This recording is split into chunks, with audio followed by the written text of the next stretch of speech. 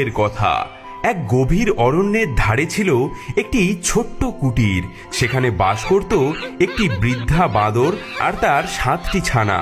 প্রতিটি মা যেমন তার সন্তানকে ভালোবাসে, সেরকমই বাঁদর মা প্রাণ দিয়ে ভালোবাসত তার ছানাগুলিকে।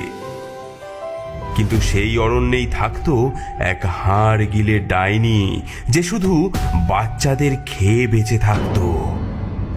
বাছারা, আমাকে আজ বনে যেতে হবে। খাবার আনতে না গেলে আমরা দিন কাটাবো কেমন করে? কিন্তু মা, সেই ডাইনির কথা তুমি তো জানো, সে তো এই এলাকাতেই ঘুরে বেড়ায়।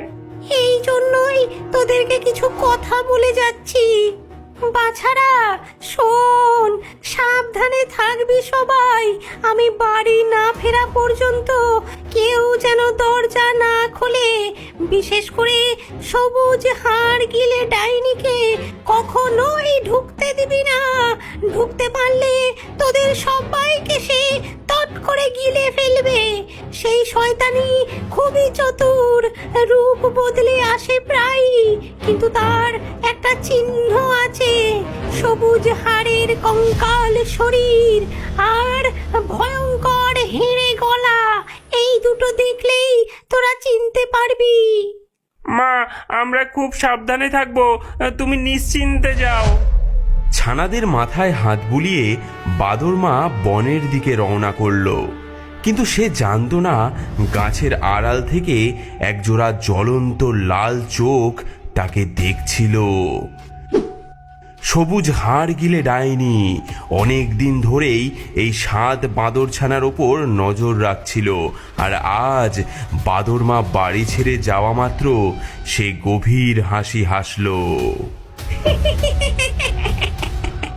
কি সুন্দর 7 বাঁদর ছানা!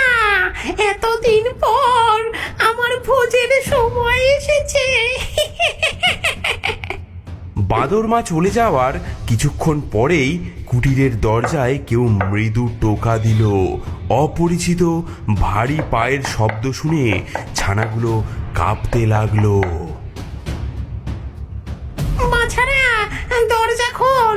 আমি তোদের মা বন থেকে সবার জন্য সুন্দর উপহার এনেছি। আমরা দরজা খুলবো না। মায়ের গলা এমন হেরে নয়, তুমি আমাদের মা হতে পারো না। কি? তোদের তোদের দেখে নেব। শয়তানগুলো আমার গলা শুনে বুঝতে পেরেছে যে আমি ওদের মা নই। ডাইনি ক্ষুব্ধ হয়ে দ্রুত বনের দিকে চলে গেল। কিছুক্ষণের মধ্যেই সে গভীর বনে গিয়ে একটি গাছের থেকে একটি মৌমাছির মধুর চাক পাড়ল এবং তার থেকে মধু খেতে লাগলো। সুন্দর গলা, মিষ্টি স্বর, বাদুর ছানা মোর খাদ্য। রূপ বদলে, গলা বদলে ওদের করবো আহার। বহু বছর আগের কথা।